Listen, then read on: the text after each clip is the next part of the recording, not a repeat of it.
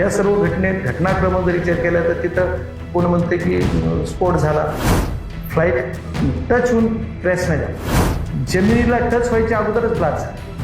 म्हणजे मग ही घटना काय असू शकते, त्याच्यात संशय नाही का? प्रलोभन देणं, मला काय प्रलोभन देणार? मला नाही, राव राणेंना प्रलोभन. त्यांचं त्यांना विचारा ना, मला काय प्रलोभन देणार?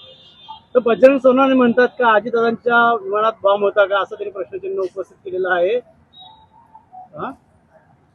दोन बार झाले असं देखील ते म्हणाले. संशय व्यक्त केला त्यांनी. बजरंग सोनवणे हे अजितदादा बघ, यांच्या संशय व्यक्त करणं हा प्रत्येकाचा अधिकार आहे. संशय कोणाला कशाचाही येऊ शकतो, त्याला काय करणार आपण? पण याआधी अमोल मिटकर यांनी संशय घेतला होता की कोणतरी उडी मारत होता, मात्र तो सरपंचांनी खोडून काढला. त्यांनी प्रत्यक्षरित्या तो बघितलेला. नाही तर कोणीतरी संशय घेणार, कोणीतरी तो खोडून काढणार. आता ह्याच्यावरती मी तुम्हाला उत्तर देत बसलो तर तुम्हालाही वेळ कमी पडेल आणि मलाही वेळ कमी. जाऊ. तर पवार साहेबांचा कार्यकाळ 2 एप्रिलला संपत आहे. पार्थ पवार यांची वर्णी लागणार आहे राज्यसभेवर. आतमधल्या बातम्या एवढ्या तुमच्याकडे आहेत तर मला कशाला प्रश्न विचारतो? तुम्हाला पार्थ पवार यांची वर्णी लागणार आहे असं तुम्ही एवढा हक्काने सांगता तर प्रश्न मला विचारून काय फायदा आहे? मी त्या पक्षात पण नाहीये.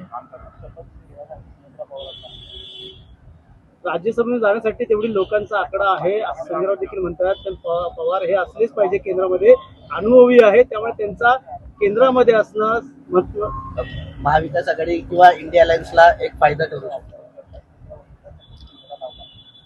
मला वाटतं हे वरिष्ठांच्या हे आहेत, पण महाविकास आघाडीकडे तेवढी सदस्य संख्या नक्की आहे की आमचा महाविकास आघाडीचा एक खासदार जाऊ शकतो. तर शरद पवारांना शह देण्यासाठी कुठेतरी सुनीत्राताईंना शपथविधी घ्यायला लावला सुनील तटकरेंनी, असं राम कदम म्हणतायत. राम कदम हे बीजेपीचे आहेत, त्यांना आतमधली माहिती असू शकते, मला माहित नाही. विलिंगीकरणासंदर्भातली अजून देखील चर्चेला उदाहरण आहे. मी तुम्हाला आत्ता स्पष्टपणाने सांगतो की विलिनीकरणाच्या कुठल्याही चर्चेत मला सहभागी करून घेतलं नव्हतं. मी त्या चर्चेचा भाग नव्हतो. त्यामुळे विलिनीकरणाबाबत मला काहीही माहिती नाही.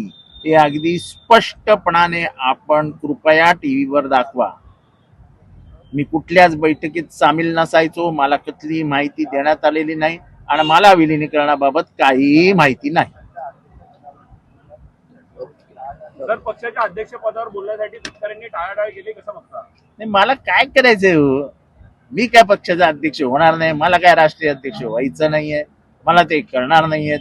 त्यामुळे काय कशावर कोण टाळावाटोळी करतोय, कोण टोलवतोय, काय करतोय याच्याशी मला काय करायचंय? तरी कोण अध्यक्ष काय वाटतं आपल्याला? मी संध्याकाळपर्यंत विचार करून तुम्हाला सांगतो.